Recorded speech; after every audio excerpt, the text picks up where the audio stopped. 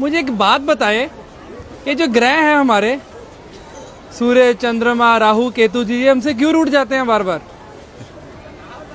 ये ग्रह किसके कारण प्राप्त हुए? नहीं पता, आप बताओ। शरीर से ही ना। जी। शरीर किससे प्राप्त हुआ? माता पिता से। माँ पिता से ना। माँ पिता कौन है? पिता सूर्य, माँ चंद्रमा। अच्छा। सारे ग्रहों की जो शक्ति है वो कहाँ से प्राप्त होती है? सूर्य से। जी। चंद्रमा से। जी। अब आप घर के ग्रहों को तो आप पूछ नहीं रहे और बाहर सोच रहे जा जाके सब ग्रह शांत हो जाएं, वहाँ पूजा करा लो, वहाँ पूजा करा लो, वहाँ पूजा करा लो। अरे कोई जरूरत नहीं किसी पूजा की। अगर आप अपने माँ पिता को प्रणाम करते हैं ना और उनकी सेवा करते हैं तो आपको किसी भी पूजा की जरूरत नहीं है। मतलब जो बाहर दान पुण्य करता है, किसी गरीब को, किसी नीडी को खिला रहा है, और घर में माता पिता को नहीं पूछ रहा, तो कोई फायदा नहीं दान पुण्य का भी। क्या फायदा ये तो बताओ। और मंदिर गुरुद्वारे जाने का भी कोई फायदा कोई नहीं। फायदा नहीं। भाई सबसे पहले भगवान कौन है?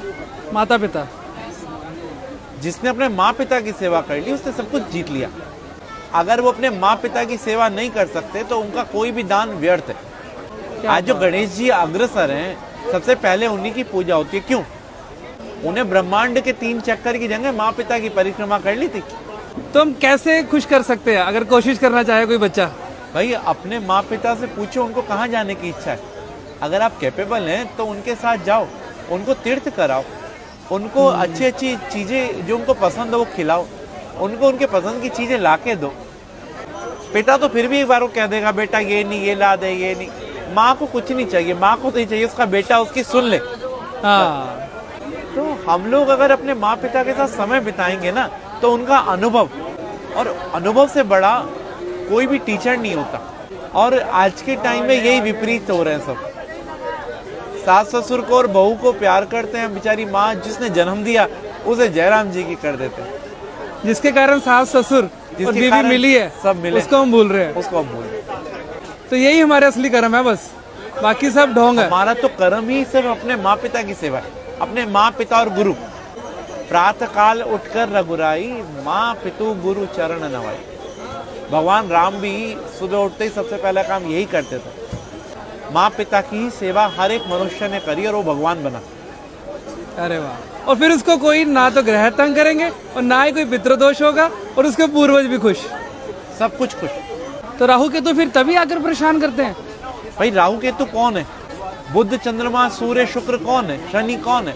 हमारे ही पास रहने वाला एक व्यक्ति राहु है, एक केतु है, एक चंद्रमा, एक सूर्य, एक शनि है। तो हम इन सबको, भाई सबको तो नहीं मना सकते ना, लेकिन जो इनकी एनर्जी का केंद्र है उसको मना लो ना।